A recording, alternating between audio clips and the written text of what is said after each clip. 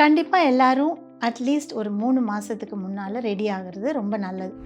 என்னெல்லாம் வேணும் அப்டின்னா, ஸ்கின் கேர், ஹேர் கேர், பாடி கேர் இது 3ஆ பிரிச்சுக்கலாம். உங்க ஸ்கின் டெஸ்ட் பண்ணிட்டு, அதுக்கு தகுந்த மாதிரி ஃபேஷியல்ஸ் எல்லாம் இருக்கு.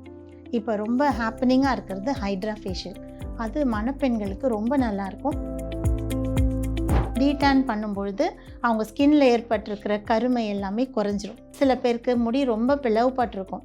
இன்னும் கீழெல்லாம் ரொம்ப பழைய முடியெல்லாம் பிளவுபட்டிருக்கும். அதுக்கு ஸ்ப்ளிட் அண்ட் ரிமூவல் அப்படின்றது இதெல்லாம் ஒரு மாதத்துக்கு முன்னாடி செஞ்சால் கூட ஓகேவாக இருக்கும்.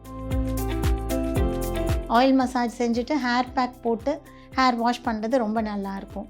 ஸோ இந்த மாதிரி ஸ்கின்னுக்கு தனியாக, ஹேருக்கு தனியாக அப்படின்னு எடுத்துக்கலாம். சில பேருக்கு முதுகெல்லாம் ரொம்ப பிம்பிள்ஸ், மார்க்ஸாக இருக்கும். ஸோ அதனால் பேக் ட்ரீட்மெண்ட் செஞ்சுக்கலாம்.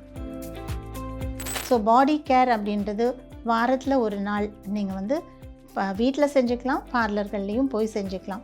ஃபுட் ரிஃப்ளெக்ஸாலஜி, பாம் ரிஃப்ளெக்ஸாலஜிலாம் இருக்குது.